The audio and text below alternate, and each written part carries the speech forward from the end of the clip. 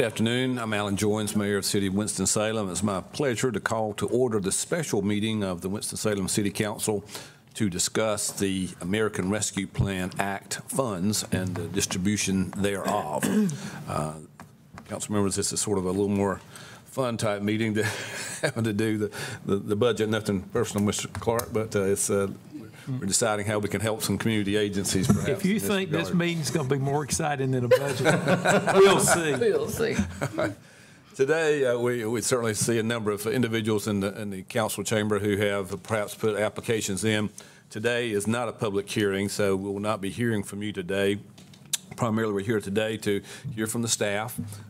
The City Council and I have gone through all the various applications, and appears to be there's some coming together or some consensus on items, but today Mr.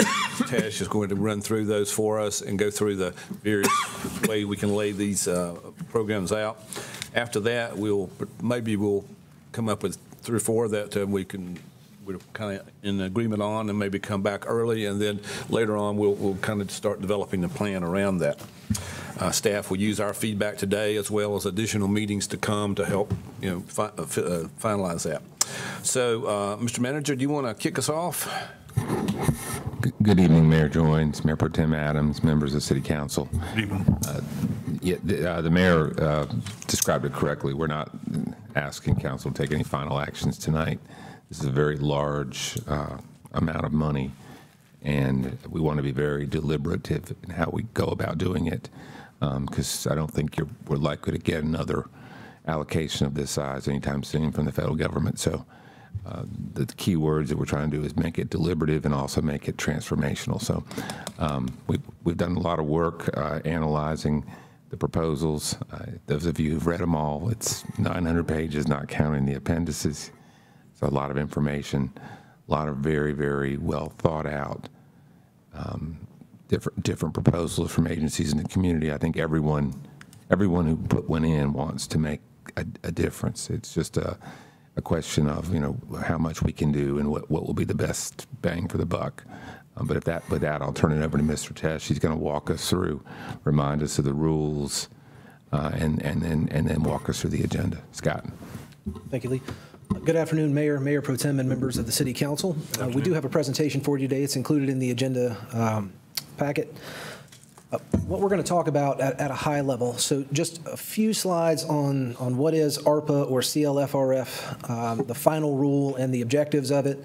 We'll have a brief presentation from the Citizens Budget Advisory Council on their report for the fiscal year 22, which included looking at the ARPA framework. A quick update on what we call our local framework for these coronavirus local fiscal recovery funds, or the $51.7 million, what has been committed to date and what is still available for commitment for future projects and programs. We'll spend a majority of the time today on the transformational grants, looking at what has come in, again, as the manager said, having analyzed those, the different ways that they align with the strategic plan, the scoring tiers and such, all of which was provided in advance as well. And then you will have a presentation from 2 people related to the digital divide part of the framework, one being our Chief Information Officer, as well as an individual from WinstonNet. And again, their request is in the slides there, and they will represent that. So at a very high level, the $51.7 million that the city received from U.S. Treasury, what can it be used for? The 450-page final rule really comes out in these 4 high-level goals from that. To respond to the public health emergency or its negative economic impact being defined as aid to businesses, aid to nonprofits, or aid to individuals in different ways. The second piece, to respond to workers performing essential work during COVID-19. So we did have an essential work premium pay component that was available for certain city staff who were working through the COVID period.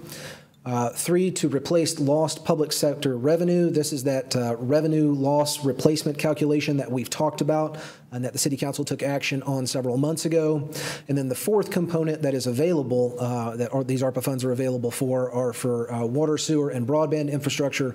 The interpretation of that also includes stormwater infrastructure as well. So these are the 4, again, high overarching goals of ARPA and the final rule.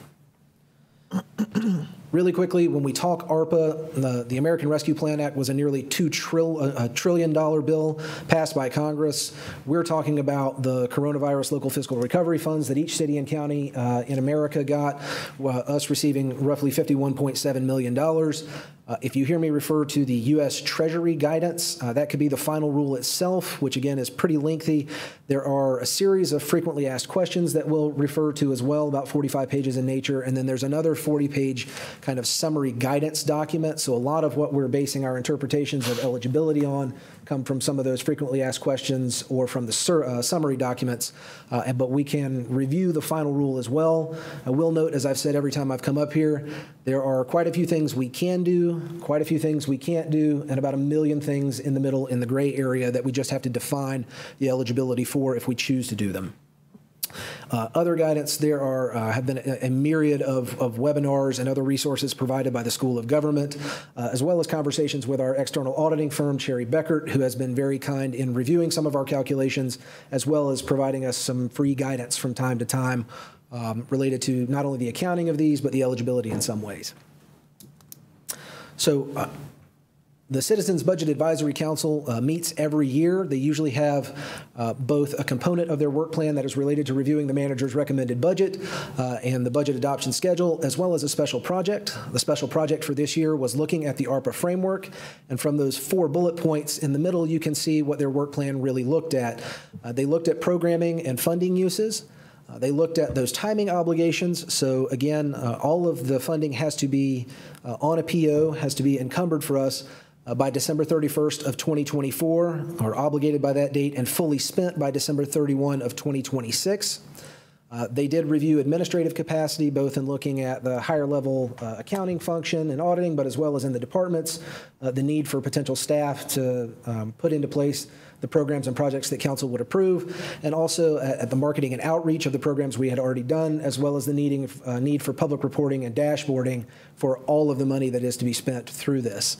They had 13 recommendations overall, broken into 5 categories, and I'm going to introduce Sheila Garcia, who was the chair of the Citizens Budget Advisory Council, to go through those very briefly. Ms. Garcia.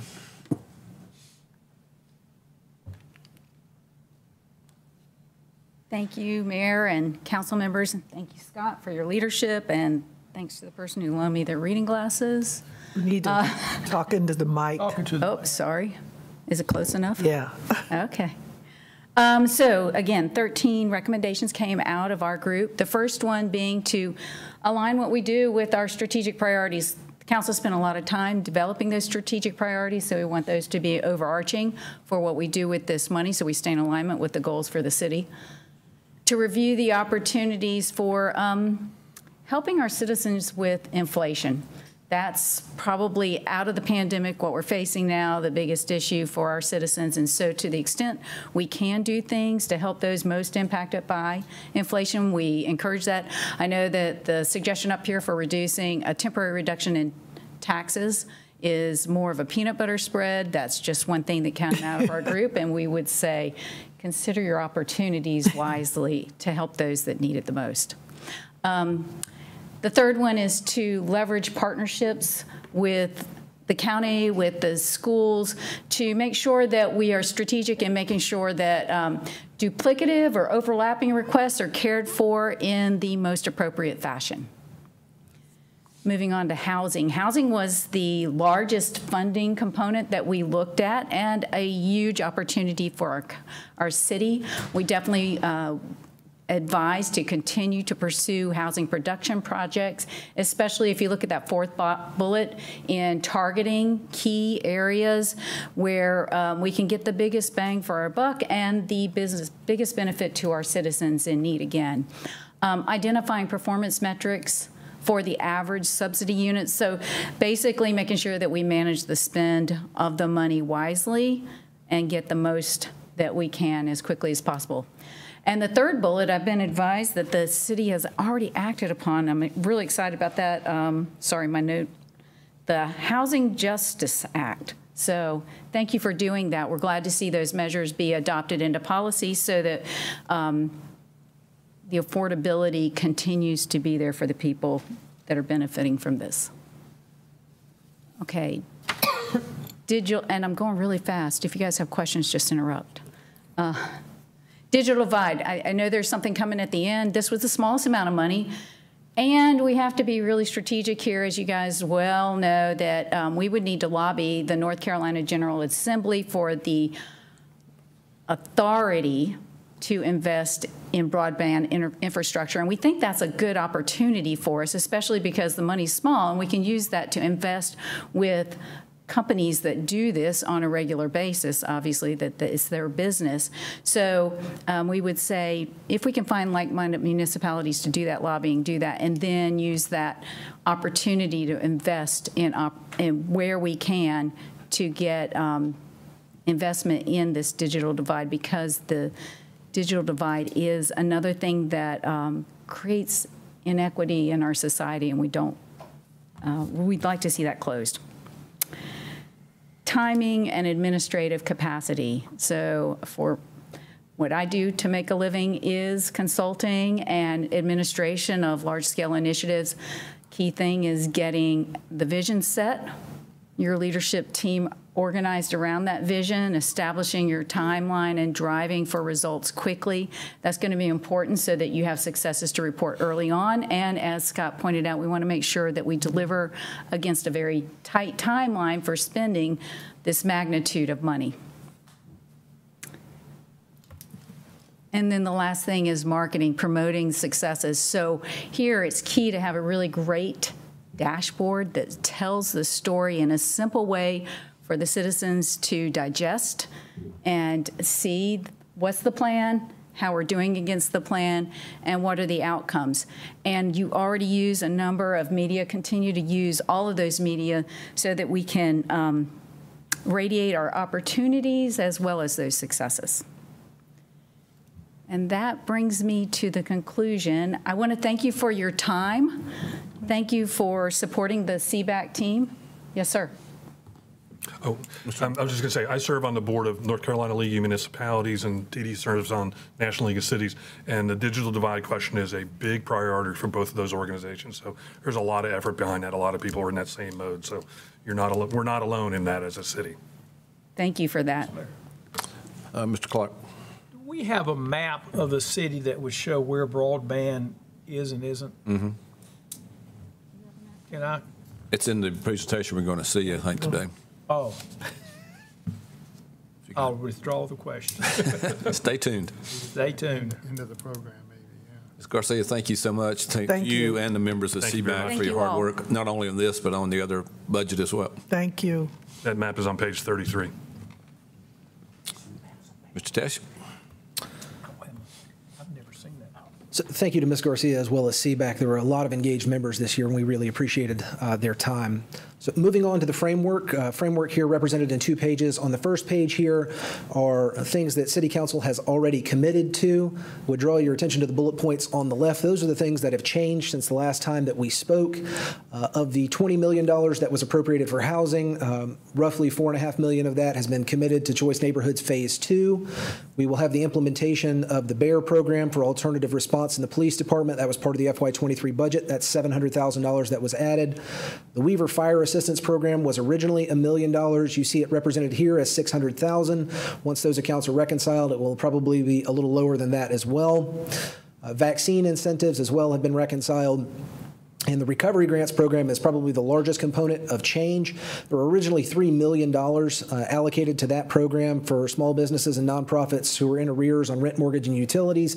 We had roughly $500,000 worth of expenses for those types of organizations, again, that administered by the United Way. That leaves just under $20 million uncommitted from the $51.7 million that we were allocated and received from U.S. Treasury. Per the framework, again, the social and economic assistance component added up to $10.5 million. That is generally what we've thought of as the transformative grants component, but that doesn't necessarily have to be hamstrung to exactly that amount, which we'll talk about. Digital divide was originally $5 million. There is a request that you will hear from here a little bit later for $2 million of that funding, and as Ms. Garcia explained, originally we were thinking some of this might go to broadband infrastructure, but without state authority to do that, we're really kind of in a holding pattern with respect to the infrastructure build-out component. We have a plug number for additional admin, which is still there, that we're, as staff, just holding back depending on what else gets committed to make sure that we have the administrative capacity to meet whatever might be approved. And then about $2.5 million that, again, was originally appropriated or committed to projects that was not used and can be used for any other purpose. So that's how that $19.59 million adds up. We're going to talk about the transformational grant process. And that process could be anywhere from $0 to $19.5 million as you see fit. So jumping right in to remind folks that may be watching, as well as the City Council, about the eligibility and timeline for this. To apply for transformational grant, you had to be a 501c3, had to have current active status, and operating. We made this application available in an online format through our Neighborly application portal. It's the one that we normally use for our community agencies processes for both local and federal monies annually. And the application that we used follows almost paragraph for paragraph the scoring matrix that City Council approved several months ago, which we'll show on the next slide. Preliminary review was done by an internal task force. Each of these applications was scored by at least 2 city staff members, and the tiering that you see is an average of those scores provided by city staff. So again, we received roughly 90 applications. You have the breakdown there of operating versus capital. So generally, $20 million in capital, those are mostly one-time requests. Operating requests are things where entities would probably need to find another funding source in order to have a stable program in the future. So one of the components of the scoring matrix was financial sustainability over time, and so applicants were requested to provide how they would do that. It shows up here in terms of about half or more of your programs or projects would have ongoing operating support of some kind, most likely. In the packet that was in the agenda system, as well as was emailed to the mayor and city council, you would see that the 89 applications are sorted several different ways. Different council members had asked for different ways to do that, and staff wanted you to see how they aligned to the strategic plan, how they scored overall per the matrix, also the alignment with what has been funded and received by the county as well in their 2 rounds of ARPA application processes. And so we're going to go through those in a summary format. Again, in terms of talking about how the scoring was done, this is the breakdown. You can see the largest component of the scoring was done based on organizational capacity and the saliency of their implementation plan. So basically, how well was the grant written to express what they were going to do and their ability to do it. The 15% for geographic and demographic factors were was the project or program in a qualified census tract, or did it provide assistance to folks whose demography mirrored that of a qualified census tract? And so on. I won't read the entire list going down, but you had strategic plan alignment, funding, sustainability, collaboration, and so on. So what that boils down to in the summary items that you have are 29 applications at about $14.5 million that scored in what we'll call Tier 1. As you can see, between a 425 and a 500. A little more than that in Tier 2, and then again, 24 applications, roughly $13 million in Tier 3.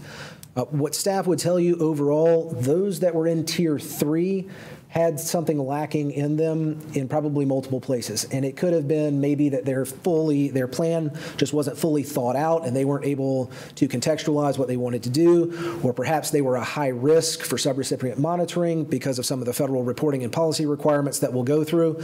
But those that wound up in Tier 3, and for the most part, were probably lacking in a couple of the categories. Those that are in the middle tier, in Tier 2, most likely lacking in 1 or 2 areas. Those that are in the first tier, again, probably did better. Those are the ones that probably don't have the same level of subrecipient monitoring risk, although staff will individually have to do those assessments of every organization with which we contract, no matter what. If there are any questions about individual pieces, we're more than happy to jot those down and either answer them now or take them back. But at a high level, you can see roughly $15 million is in Tier 1. Mayor, I believe Councilmember Larson has a question. Councilman Larson. Yeah. Thank you, Scott. I was a little confused about the tier rating. The 2-tier listing, 2-tier peer categories listed on the summary sheets. Could you differentiate what the difference between those tier ratings are? Sure. You know what I'm talking If you're talking about the columns that are in the summary sheets? Columns that are in the summary sheet. Sure. One is strategic tier and the other one is scoring tier. Yeah, absolutely. So the strategic plan tier, you have 3 tiers in your strategic plan. The top 4 items or top 4 priorities of the strategic plan are your tier 1 priorities, and then you have tier 2 and 3 as well. So that is an alignment directly just to the strategic plan. And then we've also noted there which one of the 16 priorities from the strategic plan the application aligned to. I will say in many cases there were probably alignment to multiple, so we selected a primary. And then the scoring tier is what we're talking about here, which is based on the scoring matrix that was provided. This is a scoring tier. That was the Yep. question. All right. Absolutely. Thank you. Thank you. Go ahead, Scott. So in terms of how these played out based on alignment to the strategic plan, and Councilmember Larson is a great segue with a question. I will note that the numbers in parentheses at the bottom of this are the strategic plan tier. So you see the largest number of these applications self-identified as poverty reduction, which is the highest second tier priority in your strategic plan. I will say it is somewhat of a catch-all. Many of these applications touch different areas, and so for some it's easier to say that's an overall poverty reduction strategy. But the others that you see were more specific.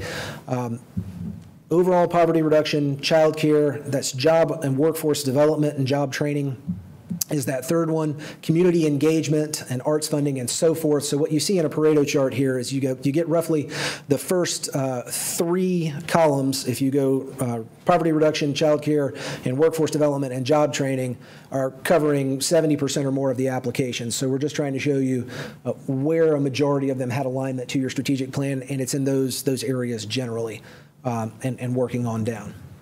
Yes, ma'am.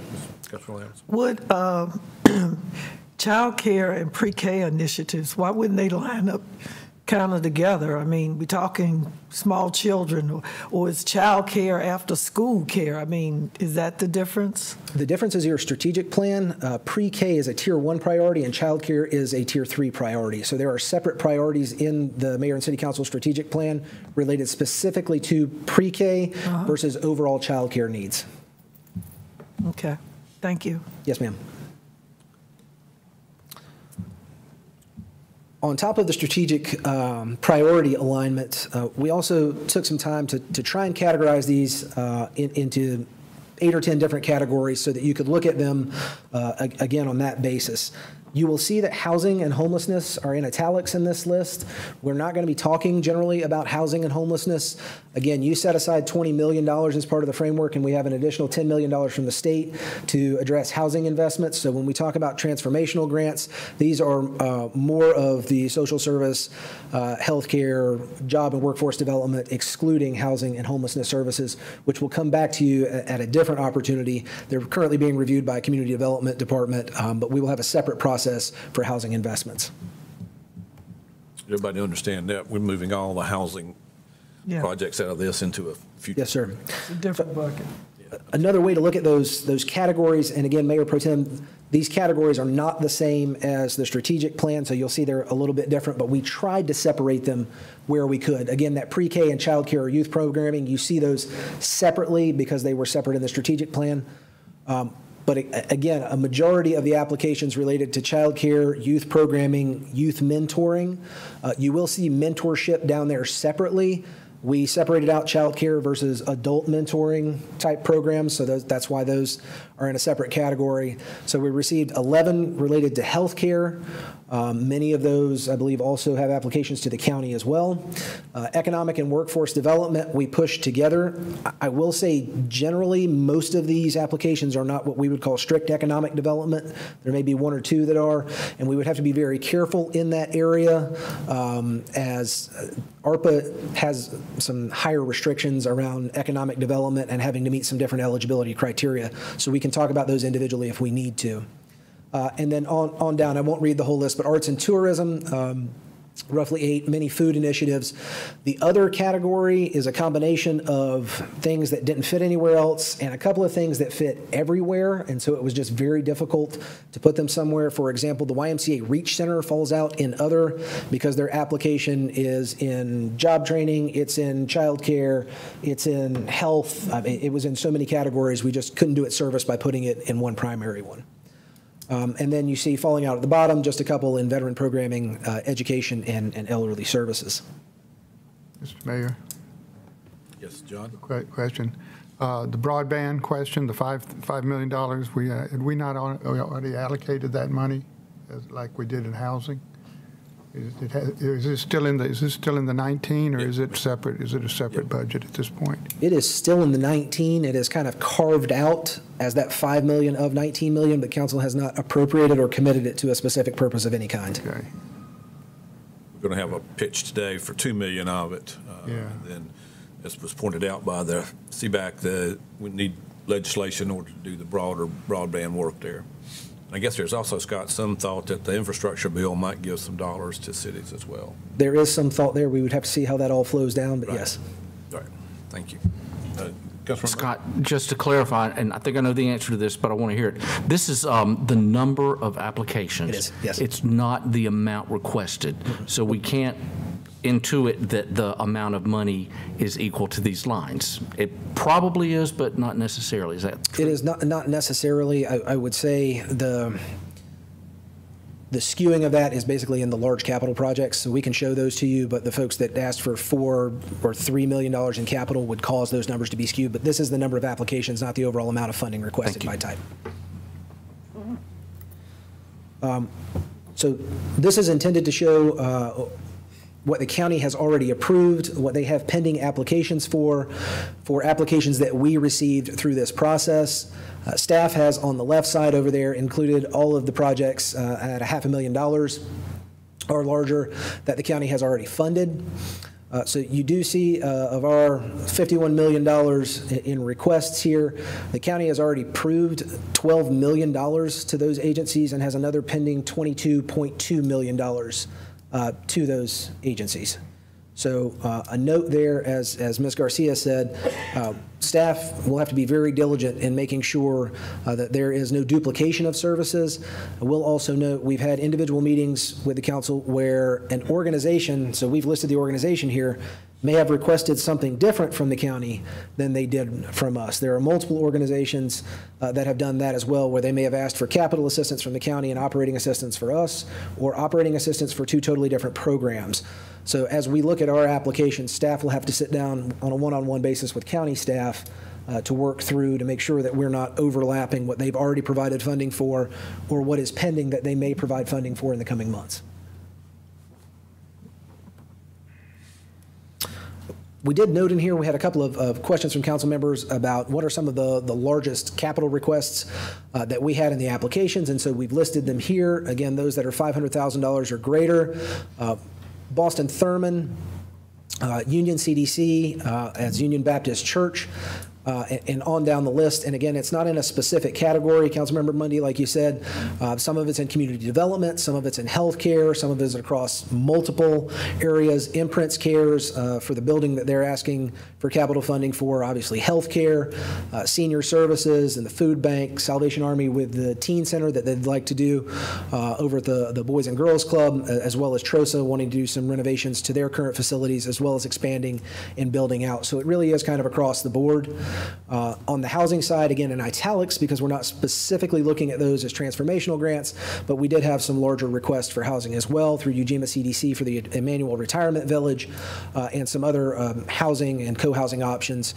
Habitat is one that you've obviously looked at last month that the county is looking at potentially funding partially this month and would be coming back for approval by the city council pending whatever funding source they used. So that is the one on the list that's actually already been taken up.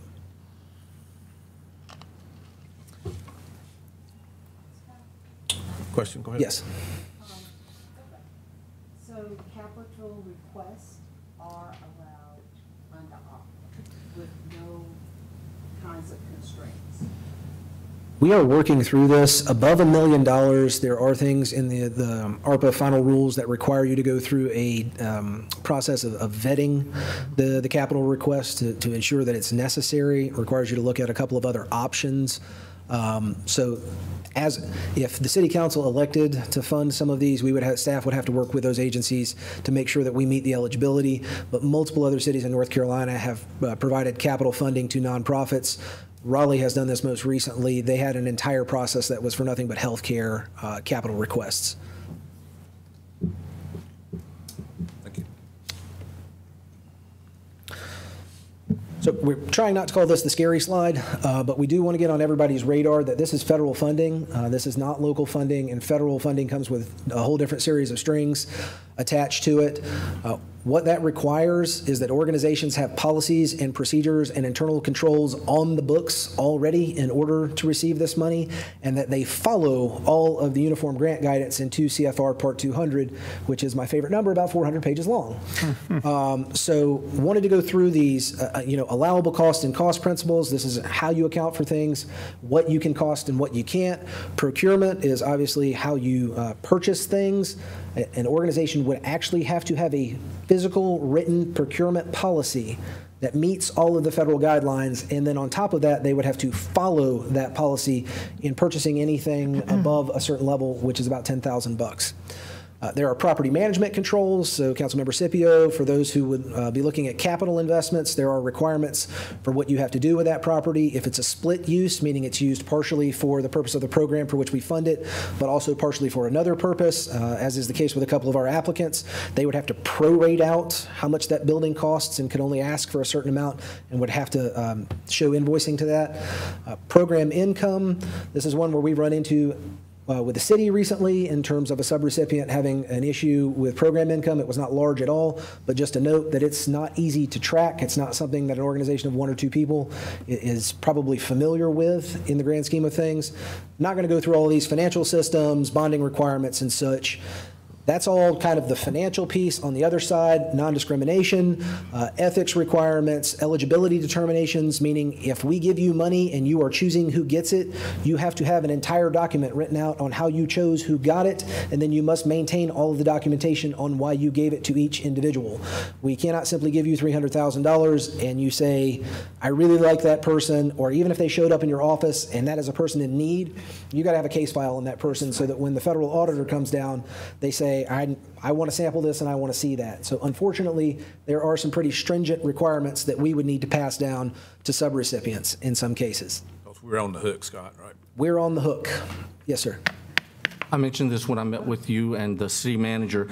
I don't know what the federal non-discrimination requirements are, but we as a city have passed a non-discrimination ordinance that requires that a non-discrimination policy include LGBTQ, transgender, a whole variety of things. We need to get to the point that we would not contract with anyone who doesn't have that in their paperwork that we need to see before allocating money. I don't want to allocate money to an organization, take it away from somebody else, and then find out that that particular organization does not include LGBTQ transgender protection in their written documents approved by their board of directors.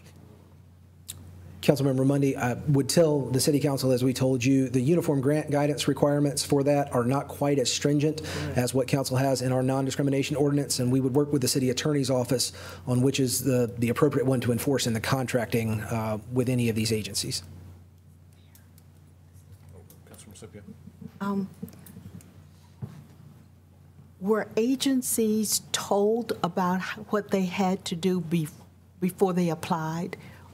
And if not, if we approve someone for a grant, then we would have to ensure that all of this, they have the capability of following through with all of this. And do we have a strategy for that? So there was an orientation meeting where we went through and made the entities who showed up aware that there were different federal requirements. Not listed on here is the single audit requirement as well. Anyone who receives over $750,000 will also be the subject of a federal single audit. Councilmember Scipio, before we entered into a contract or an agreement with any of these entities, staff would have to do our due diligence to make sure that they could meet all of them as well, yes.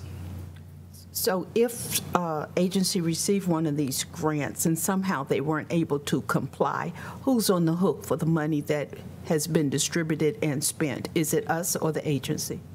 It is going to be us on the hook for that money, and then probably up to the city council whether or not they would like to sue that agency for the money on the back end. But ultimately, U.S. Treasury is going to come back to us and put us on the hook for the check. Our name's on the check. Yep. Any other specific questions? I will note the performance measurement component of this. Because it is a federal grant, we are going to have to be a little more intentional with the performance tracking and outcomes associated with the grants. Some of what was written in the applications may not be sufficient. Again, staff would have to work with them to make sure that people fully understand what quantifying workload and outcomes look like, as opposed to just kind of narratively saying what you're doing. You need to be able to count the effects of what you're doing. Scott? Yes.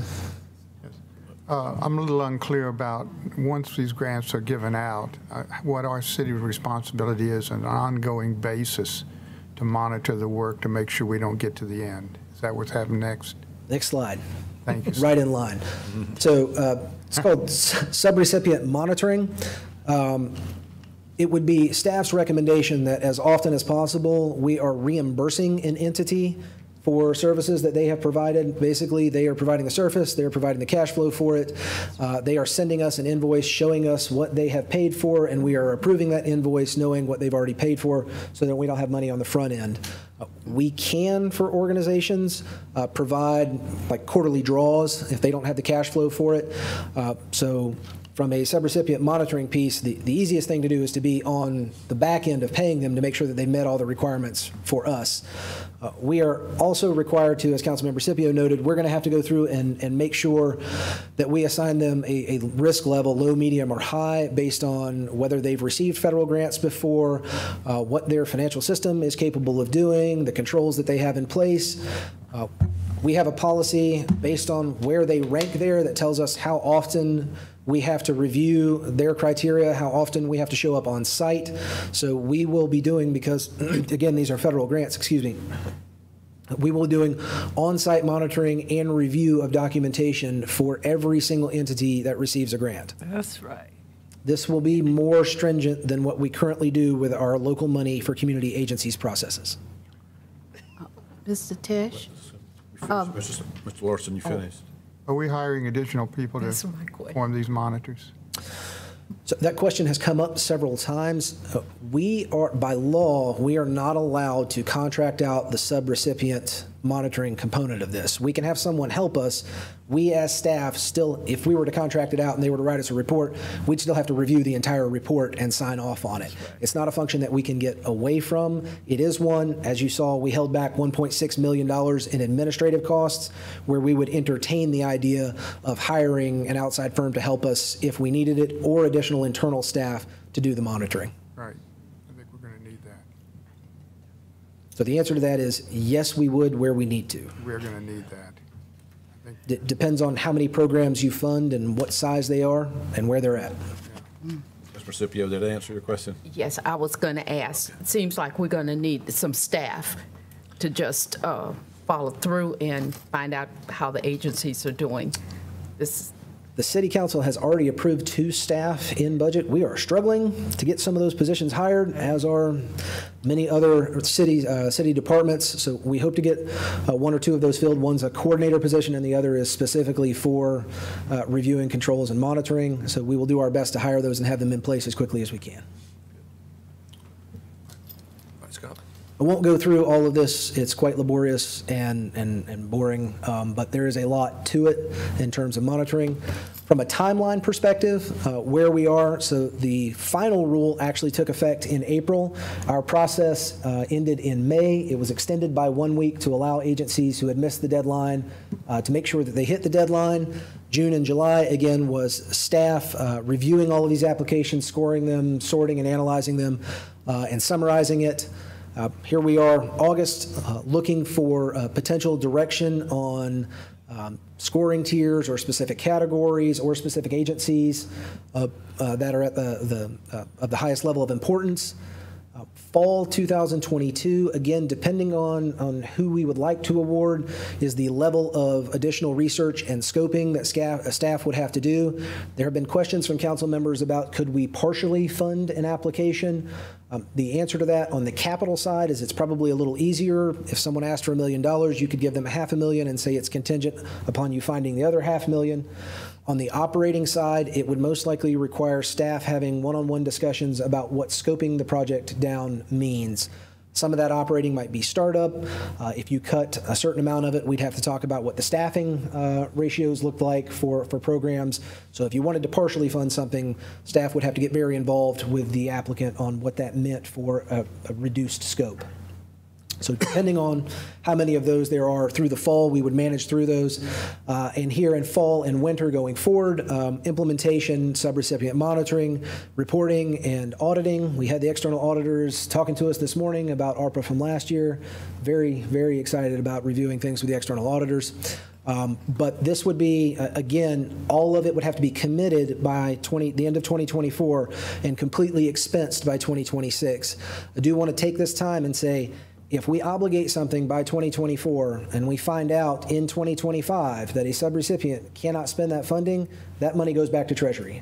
It does not. We do not have it unless the feds change the rules. We will not have an opportunity to re-obligate that funding. It will be lost. So one of the recommendations from CBAC was spend the money quickly and diligently, and it is for that very purpose. If you got into an agreement with someone who didn't have the capacity and ultimately couldn't do it, we would be returning free money back to the federal government. Yes, but Mr. Tesh, as you and I have discussed, if we are able to go ahead and administratively contract auditors to help us with that, because as I said, if we award and we find out, we wait, no systems in place, no, accountability. We find out 6 months down the road, as you said, before the 24 December 31st, that they have barely spent the money. They have barely accomplished the programming or whatever the agency said they would do. I am more about being proactive when it comes to processes and systems, that we hire people, contract, whatever, like Raleigh, and we do these audits once your office figures out, or council, well, your office, the audit plan of how we want to audit these agencies, because I believe we need to audit them either quarterly, because if we don't, that's, every 4 months, well, 3 months, but I think we might need to do every 4 months to give them a chance to get their programming running or whatever it is they do. But I am very, very adamant that I've been an auditor for 20, 30 years. If you wait until you don't have any time to correct the problem, prevent the problem, and as you said, it's not fair to the community if we end up having to give hundreds, if not millions of dollars back to the Fed because the agency didn't know how to spend it, really, and we did what we had to do, but I would rather audit and have to explain to the agency that I'm sorry, just like the IRS, I'm here, I need to see. We're going to audit, versus waiting to the end and we have nowhere to go but to write the check or resend the money back to the hood. You feel me? Yes, ma'am. And we've had this conversation. I will use the term audits in a very technical term. Correct. A lot of what you're talking about is a component of subrecipient monitoring and the quarterly needs we will have to evaluate what the program is actually doing. Absolutely. Yes, ma'am. Councilman Mundy. I would just like to echo that's exactly the way I feel, because as stewards of this money, if we don't use it wisely, what have we done? So this is I'm assuming the Fed timeline. We need to have, if we're allowed to, a tighter timeline so we have a date on the calendar that says this is our drop dead date. We're going to take the money back that hasn't been spent and reallocate it to organizations that we feel can spend it. And that's what gives me pause when you say like a matching capital grant. They would have to raise the other 50%. They might spend 2 years and not be able to match that. So that we just need to have tight calendar deadlines so that we can claw back money where necessary and spend it in the community where it does the most good.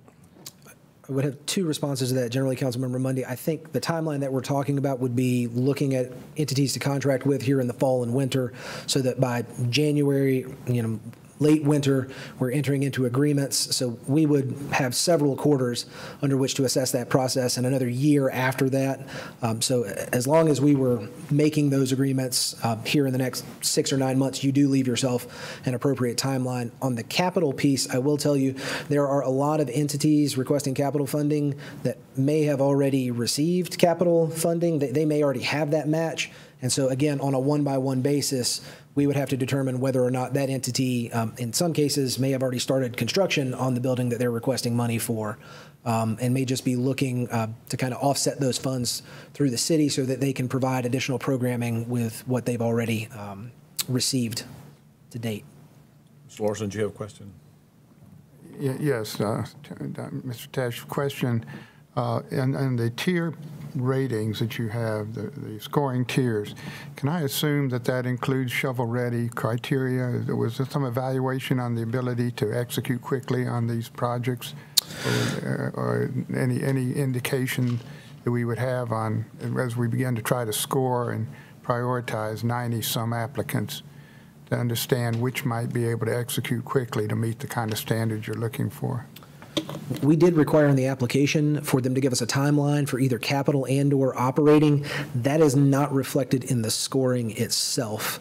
We do have access to what their timelines were at the time of application, but it's not reflected in the scoring itself, no.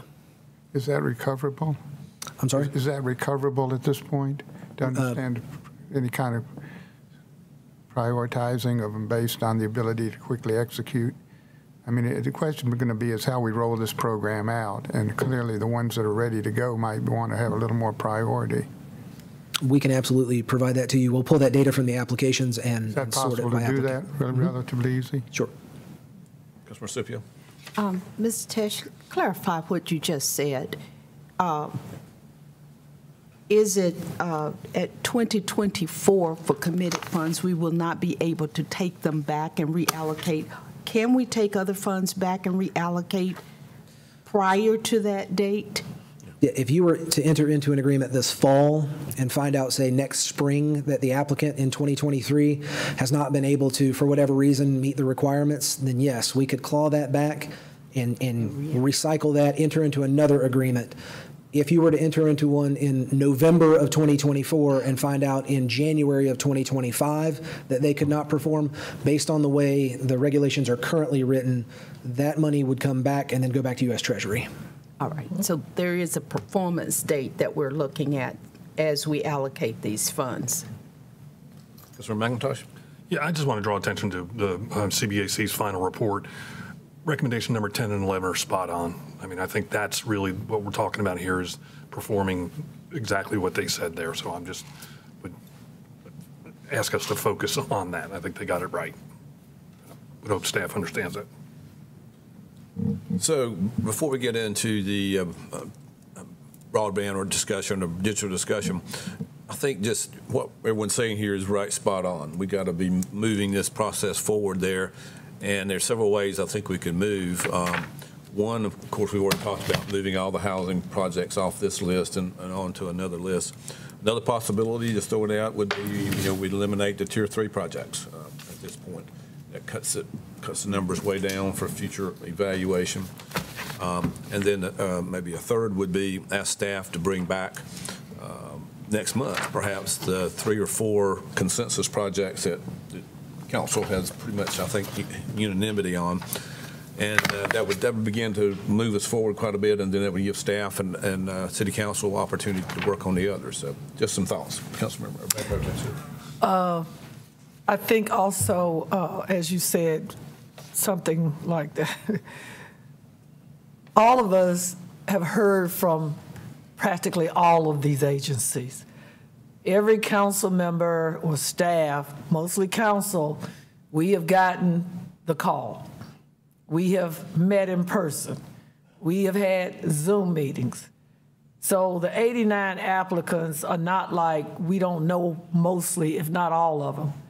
I would like to see, because I know everybody is no different than community development block grant money. It's no different. That Councilmember Clark we talked about a possible survey monkey to the council and the mayor, and we pick our top whatever, much like we did for the strategic plan. That it's a lot of agencies. It'll also give staff an opportunity to see where the council is on all of these applications. I think on the first cut, Mayor, we do a survey. Councilmember Clark, we agreed to that, right? Yeah, maybe ask everybody to give their top 10 and just see what it looks like. Is that possible, Mr. Tesh? I will work with the city attorney's office on what that means in terms of a vote or a public record on that as well, but it would be absolutely technologically possible, yes. No problem. Okay. Sounds good to me. And then what about the idea of moving the tier 3s on? Yeah. Great. All right. I think that's a good. Okay, good. Yeah. Okay. I think there's some head nodding on that. So, Councilman Clark. Let me just ask, because I know that Mr. Tesh, you and Mr. Garrity met with everyone up here. Not yet. Or almost. Some of them were out of town. But did you get to feel that there's 5 or 6 or 8 or 10 projects that most people, or is it really scattered? Like this, there's 3 or 4, as I understand it, Mr. Clark. Okay. Councilman Clark, there's probably 3 or 4 that might stand out at the top, and then there are a lot of others. I mean, I think if we do the survey, we might be able to come back with kind of a mixture of here's some that are ready, and then here's some others that council's identified that we think can work, but we need to go back to the agencies and kind of flush out some more details. Would you think asking for everyone's top 10 would be a good number? Yeah, I think so. You ask for too many, then we're back where we started. Right, it's a good number. Exactly. You got to have a small number. Okay, so I would certainly support Ms. Adams. Okay, that sounds like a good plan. Councilman Cipia? Does that mean eliminating tier 3? Because from what I understand from talking with Mr. Tesh in my overview, that some of the tier 3s are tier 3s because they don't have capacity to complete all of the technical things, but they're certainly doing good work in the community. They're just small agencies that don't have large staff to do that. Is that correct? Many of the tier 3 organizations, yes, are probably doing wonderful work in the community, and it was probably not just one area in the scoring matrix, but multiple areas. It may have been their ability to describe the project implementation plan, as well as being a potential high risk on subrecipient monitoring. That's not to say that there aren't potentially good ideas in tier 3, but some of those may not have worked out as the best applications and format. Right. My concern is, are we discriminating because they don't have technical expertise as is required to do this governmental thing? But when you see what they're doing in the community currently, their work is good and outstanding. So we're penalizing them because they don't have the expertise on staff or whatever to complete this grant to your satisfaction. So for me, I would say not to eliminate tier 3 if you have one that's one of your top 10s to include it. Because I see several of them in tier 3 that I know they're doing good work. They're just small. Mayor Pro Tem? Yes, Councilmember Scipio and I and some other council members. See, Scott, I've been meeting with people too to help everybody understand a little bit more of how this process was going to go. And that it is a process. It will be changing as we get to the end of the spending of these funds. But if you remember back in the presentation when Mr. Tesh told you about the 1.6 million additional admin, when I talked with the city manager and Mr. Tesh in my call, I made it very clear that I knew everybody out of 90 groups would not check all the boxes. But just like he could tell you, the city of Raleigh realized when they went through theirs, and you know they got a whole lot more money than we did, that there are organizations that do the ground work, boots on the ground, the asset building, which is community engagement in the community capacity, but they don't have the ability to check the boxes for HUD. Again, going back, we didn't create the rules. We can put a little bit of wiggle in there, but the more wiggle we put in there, the more accountable we are going to be to ensure that everything is done appropriately and correctly. So I asked Mr. Tesh and Mr. Garrity if we could investigate how Raleigh went and contracted an agency or consultant. This is just the first round. Like you know, there's going to be second round, third round, there might even be a fourth round. But the tier 3 agencies, they have some deficiencies. Let's just be clear. They have some deficiencies that are needed in the HUD rules. But we can help them if we do like Raleigh and other cities, and I've been having this conversation with Mr. Garrity probably a decade, that in order to uplift these agencies who are not like the big 20, as we want to call them, I call them, or the big 10, we have to help them get ready for the next round. I got calls from agencies telling me, basically, literally almost crying, that they didn't have the capacity to fill out these grant forms. To fill out a HUD grant form, I bet if I ask all of you to raise your hand, maybe a couple of you know, filling out government-fed grant funds is more than a notion. You got to have a subject matter expert. People were telling me they didn't have staff to do that. They don't know. So I told them, okay, don't worry, you're not out of it yet. We will talk about it and see what we can do as a council and community to, again, uplift those agencies that are doing the work now with less. So just so you all know, that's at 1.6 million there, okay? Councilmember McIntosh. I sit on a couple boards that are professionally staffed, big boards, who chose not to do this because of the reporting requirements. I mean, this is the recognition of how rigorous this is. Kept several groups away from doing it. Not that they wouldn't love to have the money, but the drain on their resources wasn't worth, the juice wasn't worth the squeeze. Good point. Councilman. I believe what the Mayor Pro Tem, was referring to, the City of Raleigh is doing a capacity building program for nonprofits. They are working with a consultant to do it, and on the end, even though you go through that process, there's no guarantee that you will have the people power at the end of it, but at least you give them the resources and potentially a seat. Yes, ma'am. Thank you, Mr. Tesh. Councilmember Burton and Councilmember Larson. Thank you, Mayor. I agree with a lot that has been said, but I do want to say when we select our top 10, I don't want to eliminate any of the organizations regardless of what tier they fall into. And we do know that many of them may need some additional help, some additional resources.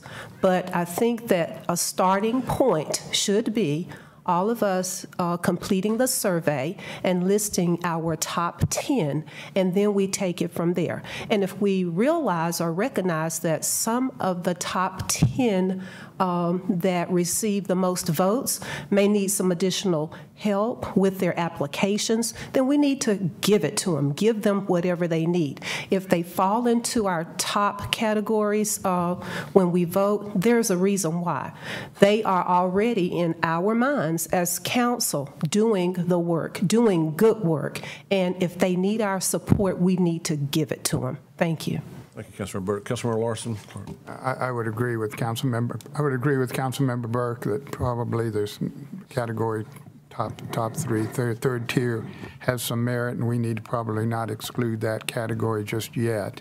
And let's see sort of how they naturally fall out. I mean, I think they already have a handicap, but we'll see if any of them rise up. I might make the suggestion, though, as we look at 10, my number 1, and it's going to be higher than my number 10, we might want to weight the categories so that my number 1 gets a score of 10 and my number 2 gets a score of 9, and et cetera, all the way down. That way, at least, you know, it sort of prioritizes it within the 10 that I have. I could suggest that as a friendly amendment to whatever proposal's being made. Well, we're not too formal here. We're just trying to figure out what's going on. We'll include that in the methods. Yeah. Thank you. Councilman Clark. I had the pleasure of serving on the North Carolina Commission on Volunteerism for 10 years, thanks to the mayor's nomination. We administered the AmeriCorps program in the state of North Carolina. I can tell you, everyone's concentrating on the application. That's just the first step. The amount of paperwork you have to keep up with to administer the program. And I'll just take procurement. They may require you get 3 competitive bids or whatever. I don't know what's there, but I can tell you the paperwork associated with AmeriCorps money, and that's federal money, is absolutely overwhelming. And I think, and by the way, some of my top choices were Tier 3, but I think the folks better put in their budget hiring a full-time compliance officer, because you may have to hire a payroll service, because at least I know with AmeriCorps, we had to verify this, that, and the other, and it is just can be a nightmare for folks that aren't used to doing that. So it's not just the application, it's the entire process. And I will tell you, I think it was 2 years ago, we gave back $500,000 to the federal government because things weren't properly documented. So we are on the hook. So anyway, but I do like the idea. Put down your top 10. Yeah, I think that's a clear consensus that we'll do you'll send out the Survey Monkey, whatever it might be, and we'll do the top 10. Then you'll get a feel for where we're at, and then in September we can talk about those, and then we can decide what might be the next steps. Okay. All right, thank you, Council. All right, let's move on and talk about digital.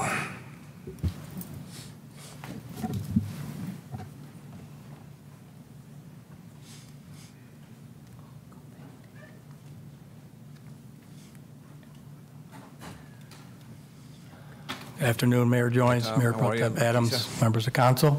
Good afternoon. For the record, Tom Kreska, City CIO, and I department head of the IS department. One of my responsibilities is I'm on the Winston-Net Board of Directors, and that's one reason I'm here with Lakeisha today. Another part of my, I guess, job the past 2 years has been a member of the Forsyth County Digital Equity Group, and we're here to represent that group today. And I'm going to introduce Lakeisha and let her kind of get us going. Lakeisha. Greetings to all the council members and our mayor. I'm so glad to be here. I'm here representing Forsyth County Digital Equity Committee, and I do want to acknowledge some of our other committee members who are here with us and some others who are watching online. So we have Darley Dudley, who's here. She's also a representative of HAWS, Housing Authority, and we have Layla Garms with the Winston-Salem Foundation, and so they are also a part of the committee. The committee also has a total of 8 individuals, including myself, and so we work together to try to identify what the need is in our community and how can we solve the digital divide. We've talked to several partners, so each of you probably received this document last year from Tom. This is the work that we've done to identify what the need is in Forsyth County, who are the ones who are suffering most as it relates to the digital divide, and how can we fix it. And so, of course, this is not one method is not going to solve everything, but this is definitely going to be a drop in the bucket. We hired AR360, who is a national consultant. They've managed several federal grants. They supported us writing our proposal to the county for ARPA. We did cross every check. We checked every box in terms of making sure that we had all of our policies and procedures in place, so we are prepared as Winston-Net as well as Forsyth County Digital Equity Committee. Again, I talked about the Forsyth County Digital Equity Plan. That plan is a 65-page plan. If you've had the opportunity to read it, then you understand that we've looked at the data. We've identified, again, what the need is in our community and how do we attack it. Let me go back and say that Winston-Net has been around for over 20 years. That's right. The divide is nothing new. But what's new is that we have ARPA dollars. We have our federal government is really pushing internet for all. We have all of these things going on. And so now we have to jump on top of bridging that divide. Because Tom says it best. He says, we have the haves and the have-nots. When I looked at your list of all the categories, technology falls into every single category, whether it's housing, whether it's childcare, whether it's our elderly, it falls into play. So we just want to be there to support the need. So again, why? I want you to look very closely at this map. And I wish that we had an overlay of your wards, because what you'll see is that that dark green side shows that there may be only one available provider, and the rate is outrageous. So when we think about our low-income communities or low-wealth communities, and them having to decide on whether or not they're going to have food or internet, a new computer, updated device in their home, or if they're going to send their child to childcare or pay for transportation. These are challenges that are, and you know this, so I'm not telling you anything that you don't know, but I do want to stress where the digital divide and where technology falls into this and how we can support this.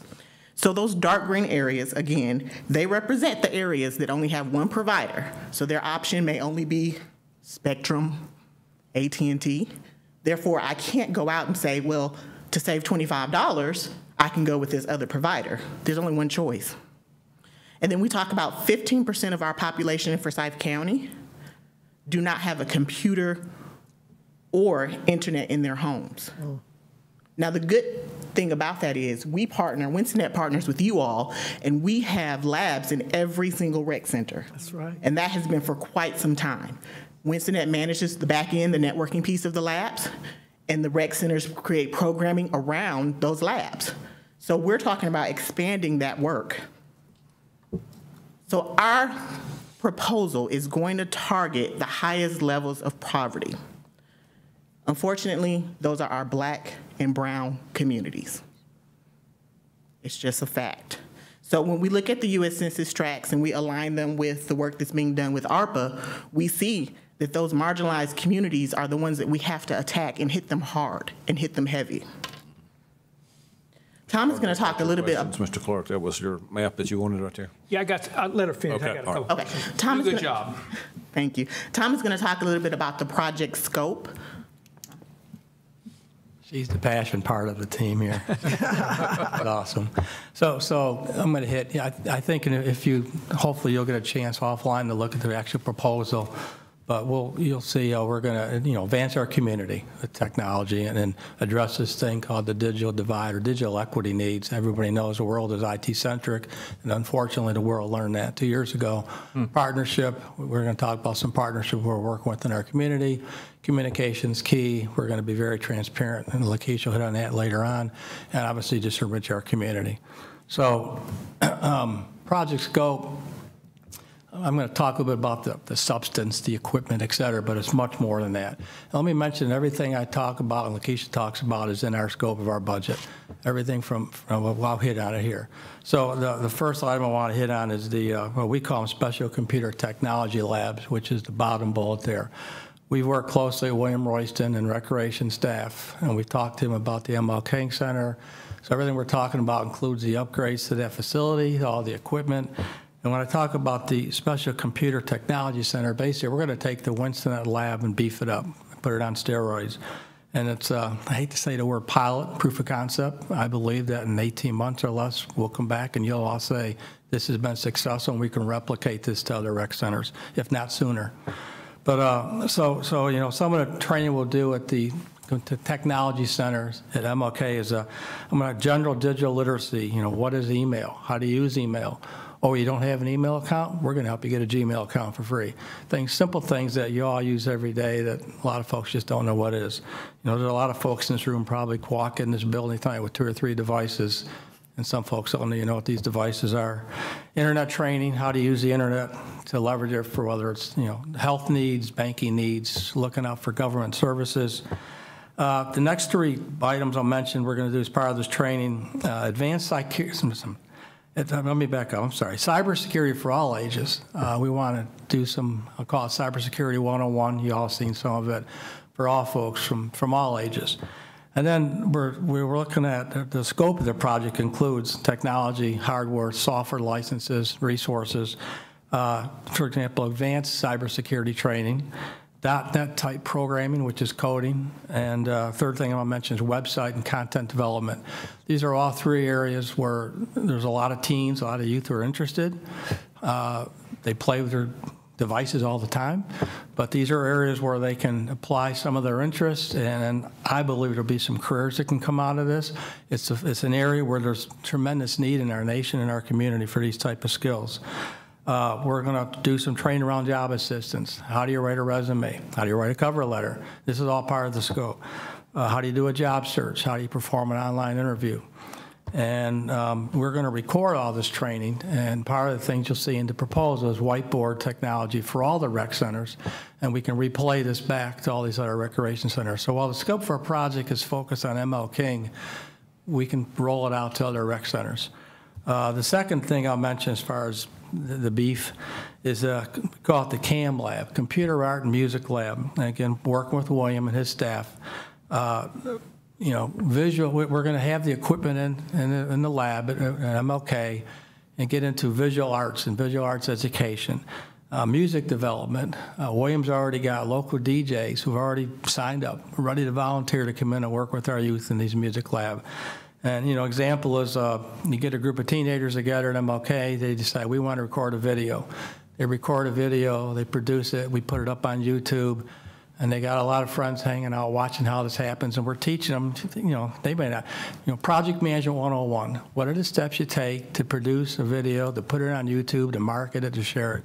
So this is an example of what we want to do at MLK with some of the technology that's in the proposal. And again, we'll be using the whiteboard technology to share it across the other rec centers. And just to summarize, you know, digital literacy, I hit on job seeker. I want to mention a wraparound services guide and services. That's mentioned in our proposal as well and is accounted for. I am 25. I have a child. I need help at daycare. I don't have transportation. I'm 55, and I have an elderly parent. I need help with. Part of our proposal is to help with our partner organizations to provide those services to allow these folks to get to this training as needed. I mentioned the smart board and the 2 labs you see below. So I think Lakeisha's, want me to go or you go? Go ahead. So Tom talked about my passion. So 9 years I oversaw the WIOA grant, federal grant through Goodwill with my work there. And so I'm very passionate about young people. So I focused on how do we make young people more employable? How do we teach them job skills? How do we just work with their education? So this CAM lab that Tom talked about is extremely important because we're talking about off the street in the lab. And so when we consider taking young people off the street, doing something that they like, they may not necessarily like the work that we want to put them in for temporary employment and things like that, but they like music. They like updated technology. You know, so we really want to play that role. So, Oversight Committee deliverables. We're not doing this alone. It's impossible. You guys heard all of the federal regulations. It is impossible for us to do this by ourselves. So we propose that we will bring on an Oversight Committee. We already have what's called a steering committee, and so that's about 30 other organizations that come together quarterly, monthly sometimes, to talk about the work that we're doing, because the work that we're doing didn't start today. It doesn't start with this presentation. Forsyth County Digital Equity has had events. We've had, you know, opportunities to work with intergenerational groups. Young people have taught our senior citizens on how to use devices, and they loved it. Our senior citizens said, you know, no young person has ever taken the time to work with me on this. So we plan to provide a portal to track all deliverables, but we want to work with 1,250 individuals throughout our community. These are the ones that will be trained, digital literacy trained on their device, as well as basic literacy skills. We also want to provide 1,250 devices. So not only will they receive training, they're going to walk away with a device. 100 residents will visit the CAM lab monthly. I propose there'll be young people, but there may be some folks who are seasoned adults who say, hey, you know, I always wanted to make a music video too. Maybe some of you decide to do it. I think that'd be great. All right. So we also want to have residents visit the specialty community technology centers monthly. Now, when we talk about the specialty technology centers, COVID kind of exposed us for, you know, a lot when it came to digital literacy. We had individuals who may have had court dates that they needed to attend, but they didn't have internet access. Where can they go to have that private space to do that? What about your doctor's appointments? Where can you go? And so our labs do not accommodate that right now, but we propose that they will. So other project outcomes. We're going to support the youth of Winston-Salem Forsyth County schools. Our young people are in the school district. For those who are not, who are in alternative schools, things like that, we support them all. But we definitely want to support our Winston-Salem Forsyth County schools. This is going to increase economic development.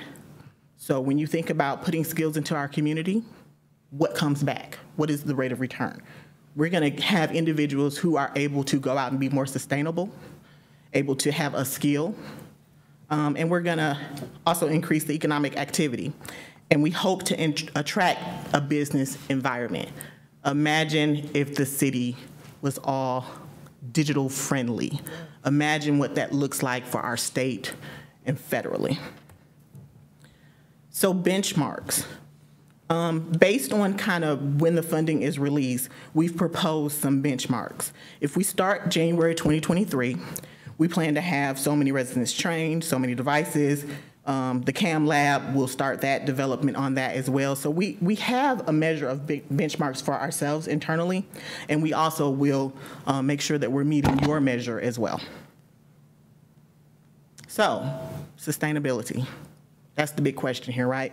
We're going to pour all this money into digital equity, and what happens when technology changes? What happens when the CAM lab, something breaks?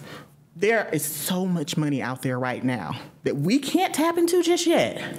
But this is the birthplace. This is the start of it. And we plan to continue, as WinstonNet has done for over 20 years, to apply, to receive, and to execute. And so we come to you and say, hey, let's join in this together. Let's continue the work together.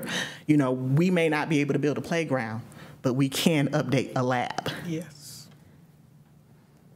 And then just the overview.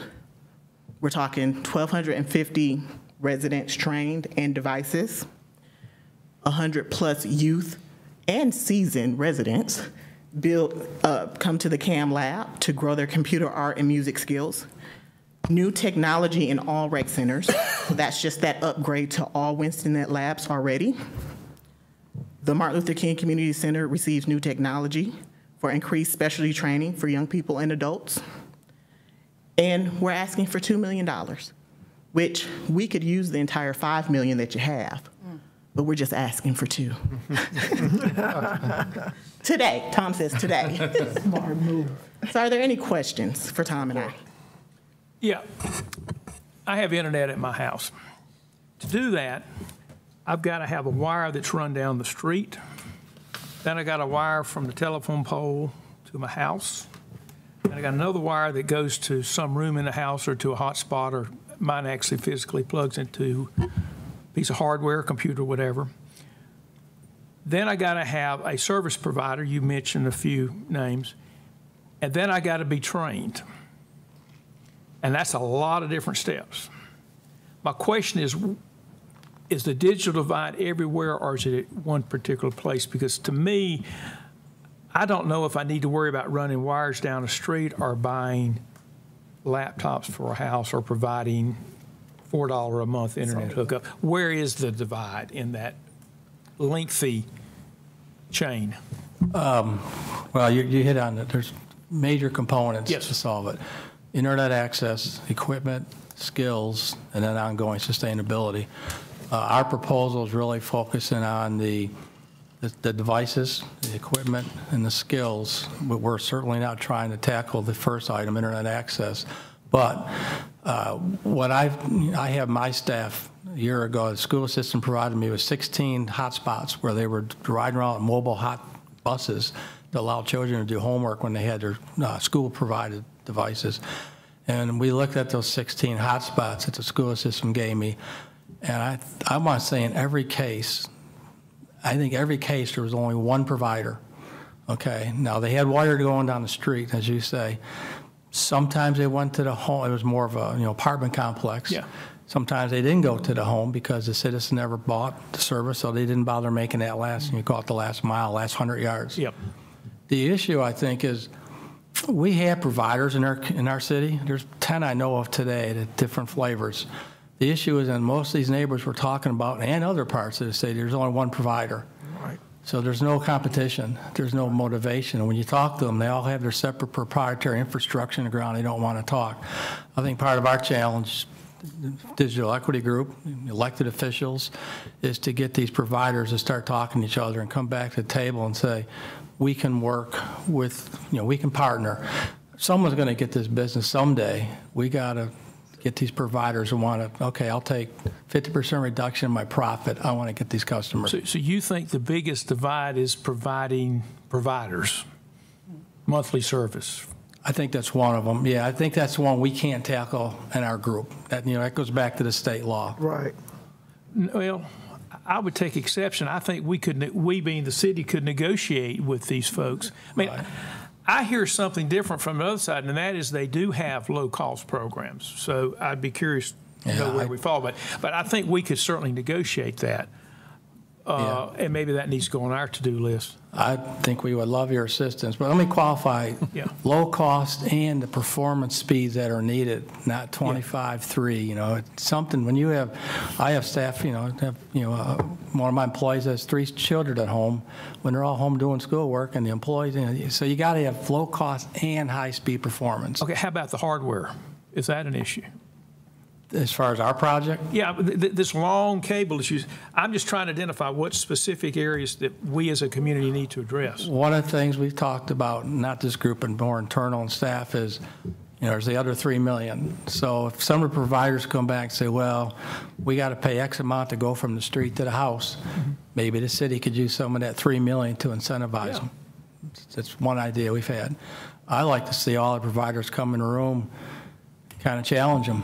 And I've even thought about, and I haven't talked to the city attorney's office about this, so I qualify that. But we have assets in the city. We have our own fiber with dark strands. We have fire stations, rec centers, water towers, radio towers.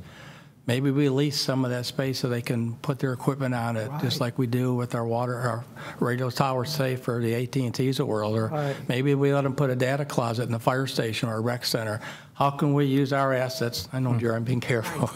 But how can we use our assets? We can't build broadband, but could we lease out part of our assets to encourage them and motivate them to get there? Thank you. Thank you. Any other questions, Jeff? What's the current attitude in Raleigh? Because I know they have to pretty much approve.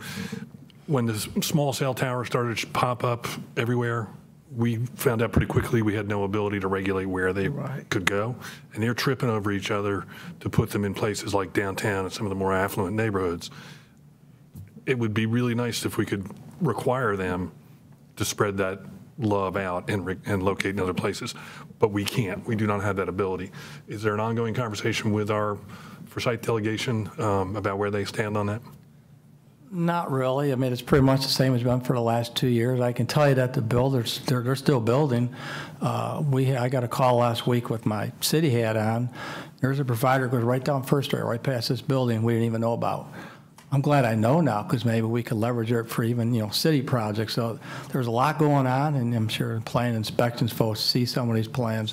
The trick is to get them to the table and share it. I realize it's proprietary, but there's got to be some compromise. And I would challenge them to help solve a problem that's a community problem. Thank you. Councilmember Scipio. I think this is a wonderful plan. We do have deficiencies in our community, and using our rec centers is just a wonderful way to make our facilities more beneficial to the community. I love this. I have a question about I guess it's the CAM lab. Is it going to be like a sound studio so people can come in and do whatever music and make recordings, or is it just for video? Tell me a little bit more about that.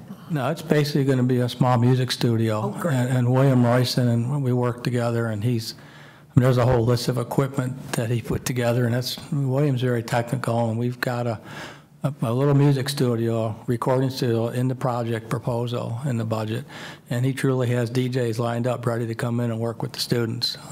I want to give credit to William on some of this. He's got some great ideas.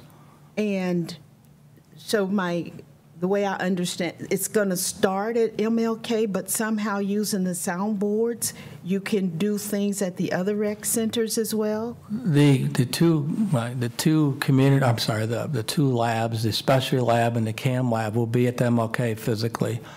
Obviously, we don't have enough funds in our proposal to replicate all that equipment to the other 17 rec centers, but using the whiteboard technology in the city's network, we see we can do, share recordings. We can even do live sessions. We could have a session going on, cybersecurity for seniors at MLK, and folks in the other rec centers could be watching it live, participating. And part of our budget's also produce all this information, training materials, cheat sheets, handouts. But yes, the majority of equipment will be at MLK, but it can be shared across the other rec centers through both the internet and the city's internal network between the rec centers. Does it include upgrading any of the hardware at the other rec centers? We will. I don't think we're going to need much upgrade the other centers other than the whiteboards, but if we do, Winston-Net will work on that and take care of that. Yes. Thank you. Good. Mayor Pro Tem. Yes, Councilmember McIntosh, good point. I think, and Councilmember Clark, much like we did with Choice when we found out that there were some issues with funding, and we got everybody on board. We had Circle the Wagon, ASAP meetings to tackle the issue. And we called on not just our local county elected officials, our state elected officials, our federal elected officials, and I think that we tackle this just like that. We bring everybody in the room, whether in person or Zoom, and a facilitator can lay out what it is, what the problem is, what do we need, what can we do to get it fixed, and I believe, Tom, and we can get this done. We can get this done. We need to help them understand, because everybody thinks elected officials has this purview of everything going on simultaneously, every issue. It's not true. Unless somebody brings it to us, we don't have a clue. And you'll find most of us go, really? Well, we can fix that. I think we get all the power that be together, maybe mayor, some business folk, and we work on this as a team to make our city better, because if we're going to attract some of those jobs over at Boone and Honda and Toyota, we got to have the infrastructure in place to do that. And with the infrastructure money coming in the pipeline, we will be primed, as you said, to go. So I would challenge the city manager or Councilman Clark, since you retired, you need a committee to work on. You might want to go work on that one too. I'm challenging Councilmember Clark and Councilmember McIntosh, he's on the League of Municipalities, to help pull this meeting together for information purposes, okay? Well, certainly, we've proven that it works. Last 2 summers ago, we actually brought in the cable providers and put some heat there, with particularly with the business community, who were big providers, and they agreed to it. That's when we did the 12 sites, hot sites with the school buses there. So right. I'll be happy to call a meeting of all those with our folks joining. They co-chairs. Yeah. And I'd just like to say, I'd like to say that Forsyth County Digital Equity will do whatever you all need to support that. So we're here to support the work that's being done in our community. Councilmember Burke. Thank you. I would like to say I love this project, and I love your passion. I really do. I appreciate it. You have said that the pilot program will be at the MLK Recreation Center. I would like to know where the residents live that will receive the devices. Very good question. So we're looking at the qualified census tracts. And so if you go back to that slide that showed the darker green areas where individuals did not have devices in their community, we are targeting those areas. And so, as I stated before, those are mostly Black and brown communities, but we definitely want to look at this from a racial lens as well, to make sure that we're targeting our communities and making sure that we're evening the playing field. Great. So we're going to have a balance throughout those green areas. Yes. Thank you. Councilmember Mundy. I want to echo Councilmember Burke's words. Your passion is so contagious. I almost saw Tom get passionate. So great job. And thank you for bringing very quantifiable metrics One of the problems I have with proposals in general is how do you measure success? How do you measure the outcome? And a lot of times it's very gray, it's very amorphous. This is very exact, and I would like to see more of our proposals come in with this proposed timeline and putting yourself under the same constraints that we're going to have to put others under that haven't done it themselves. So thank you for a great presentation, and it's very well planned, and I think as long as you can get Mayor Pro Tem on TikTok, you've got her vote. Ms. Larson? Thank you. Yeah, I'd add Yes, that I would we like- realize there's requirements for reporting. We will meet them. I see it as an opportunity to showcase what we're doing for y'all. So, I would like to add to my colleagues' comments that Forsyth County's Digital Equity Planning Committee has done a remarkable job of bringing this forward. It's been so easy to get it bogged down as we've seen what's going on at the state legislature. It's hard sometimes to get things passed that we know make common sense for us just to get it done. And with this proposal, it looks like we can bite off a big chunk of it and get a lot done, not waiting for them to get off their iceberg or whatever they're working on there and get moved forward. And I would certainly support the $2 million to break that amount free and go ahead and implement this program. I am fascinated and encouraged by the making availability of the hardware, the equipment for, 1,250 students. Is that part of a training program? Is that the same thing as are those students that receive that piece? yeah, in proposal, you actually will not receive your device until you go through the training. Go through the training. That's part of the deal. That's what I said. Well, it's an excellent program, and I'm totally in favor of it. Thank you, Tom and Lakeisha. Thank you. Here's some good support up here for the proposal. Mr. Tash or Mr. Garrity, anything else? I think that's it. We will get the survey out, and we will be back. So. Very good. All right, I entertain a motion to adjourn. So moved. Second. All in favor, say aye. Aye. We adjourn. Too sweet.